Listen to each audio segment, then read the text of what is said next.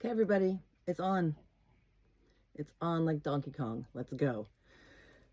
Everything that the administration has been doing up until this point, removing Endangered Species Act and EPA and WOTUS from Clean Water Act, NEPA, changing definitions and all those, and preparing and all these different things they've been doing to be able to drill out in the ocean, mine and drill in the Arctic, and in Alaska, the Ambler Road, all the things going on there, and all of the attempts to take away our national land in different ways, all the sell-off attempts, all of the national parks and national forests getting understaffed and offices being closed on purpose to, of course, create an area that is not taken care of enough. Now we have to go in and take, control of it and mine and log and drill the rest of it out. So there are so many actions, just one after another, piling up. They've been piling up all year. Well, now we have it for the forests of Oregon. BLM announced on February 19th a notice of intent to revise RMPs, that's resource management plans for Western Oregon, coastal Oregon, southern, northern, the whole west, everything that's in the Northwest Forest Plan from 1993, the one that we worked on so hard last year to protect, which of course they didn't fix that at all. But they haven't finalized it yet. So anyways, they want to switch it all back to the antiquated ONC Act of 1937 for the primary management of timber, or of the forests and the old and mature forests, to be for timber production, maximum yield. So that is major. There's comment period. It's March 23rd is the deadline. We have to get a bunch of different kind of comments together. There's scoping comments that they're asking for on different, a management plan in general, and then also for the ACECs, which is areas of conservational concern, environmental concern. And so the ACECs, there's like 100 of them listed. It includes places that we all know and love, like the Dunes, Mary's Peak, Alsea Falls, all of them. All the places that you go hike, hunt, fish, whatever you do in the woods. So those are all, also they want comments on nominating those, like which one do you want to nominate? And I've come to find out that means nominating to keep intact.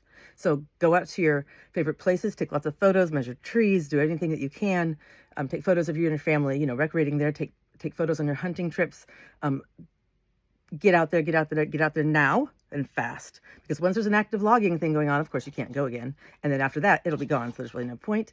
And they're not talking about thinning the the really thick stalked fire hazard thin plantations, or just forests that are young and they grew back really thin and they haven't dealt with them. No, they're going after the mature and old growth forests, which has been protected since 1993 in the Northwest Forest Plan. And also Oregon has a habitat conservation plan and a bunch of other things. We've also just widened our stream buffers. They want to narrow the stream buffers by about 75% on all 2.4 million or almost 5 million acres of BLM managed land in Oregon. They are the biggest timberland owner in Oregon, by the way. So this is freaking major, man, major. So because it wouldn't fly in Oregon, and we'd be able to fight them with in the courts in other ways besides the ways they've already dismantled, getting ready for this kind of thing. Representative Bentz, Republican, District 2, he's done a lot of nasty things for public land and for land in general and for conservation over the years. So he's just introduced on Tuesday a new bill to revert the ONC lands back to the sustained yield timber production for the singular management plan as well, so that we can have a double up on that. That's called HR 7602. Also, Trump nominated Sell-Off Steve Pierce as the head of BLM. I haven't heard if the confirmation got finished. It started on Wednesday. Our senators were drilling, at least Wyden was. Also, of course, there's a rescinding the roadless rule, the Fix Our Forest Act, which is BS. Do not buy into that. It is all it's all going to be able to take all of our remaining forests for extraction, and not for Oregon, not for county residents, like some of them are trying to say, because that's also been destroyed. And it is for the few major timber industry corporations in Oregon and probably globally. This is for Wall Street. This is for big billionaire buddies club. This is not for us.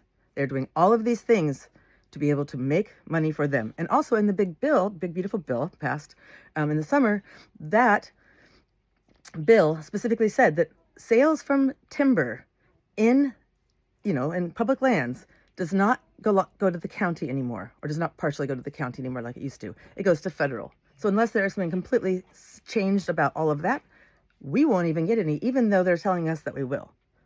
And not to mention Bentz's freaking bill that he put in there is so does not have enough description of anything. It doesn't have enough information. It's awful, and it's just very open-ended with blank promises. So yeah, there has been a lot of serious shit going on. Serious shit, as you know, all over the world in all different ways that our fucking government could be doing disastrous things. They're doing it, and now they are going after something they've wanted since 1989 when this whole fight started about stopping the massive clear cutting that was going on since the late 1800s. And that ONC, which is the Oregon and California Railroads Land Act, they had kind of slowed that down, of course, in 93 with the Northwest Forest Plan. But it would not have lasted until now anyways. There was not enough forest and trees to last it the way they were going until now. We were slated to be out of woods, out of forest in Sayusla National Forest by 2025, I believe, if the forest plan didn't come in and help and save that. So we have what we have thanks to conservation efforts over the years that have been very painstakingly created, and thanks to the water and the river protections and the salmon. What happens when the forests are gone? No more cover for the creeks and streams. No more cold water habitat for salmon. Salmon help, the nitrogen and the salmon from the ocean help build our trees so big and strong. That's done. They're not going to continue this sustained yield, permanent timber production at maximum yield for the management plan. How's it going to happen? It's not going to grow back the same. It's already not growing back the same. We can never get what we had here before. Our forefathers, my family, all sides, every single member of my family in the early 1900s through 1980 is when my grandpa's business stopped.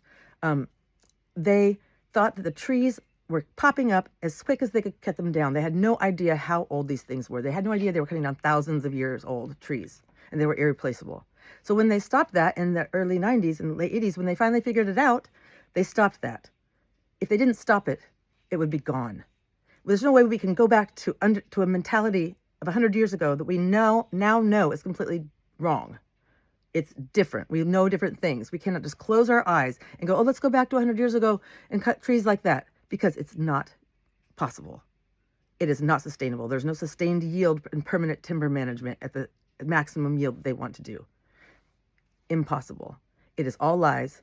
It is all to extract for big, powerful money people. It's divide and conquer, hence all the rest of the crap. A big part of it is to divide us so they can conquer us and steal our resources and rape the lands, just like they do with every other country, every other war. Now it's here.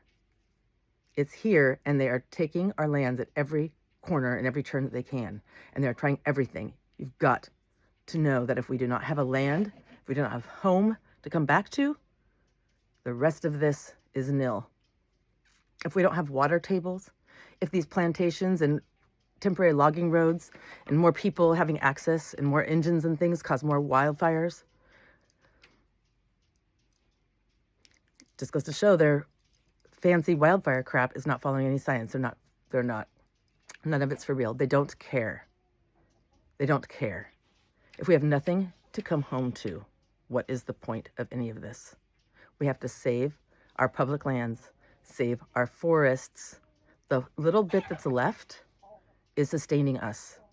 Not to mention, which you probably know by now, but the low elevation Oregon coast or Central Coast, including Olympia, Washington, and also Tongass in Alaska, basically the Northwest Forest Plan area. We have the highest amount of carbon per acre, highest amount of carbon sequestration per acre, and a lot of it lives in the forest floor and the duff on the tree branches. It's not just in the trees, it's not in the wood. And no, it does not maintain all the carbon when you cut the wood and turn it into lumber. That's also BS. It maintains the whole thing when you leave an old growth forest to be an old growth forest ecosystem. It's not just a tree, it's an ecosystem. It's all connected. And it all takes it all to be able to maintain the forests the way that they were and to maintain them at least okay the way that they are. So please, I want you to read the newsletter that I'm going to add below this and any other links, and study up on this, please. And let's make some action plans. Let's get this crap out of here. Let's work the best that we can. Spread the word. It has to be full, all hands on deck, full go. Yep. Here we go. Thank you. Let's do this.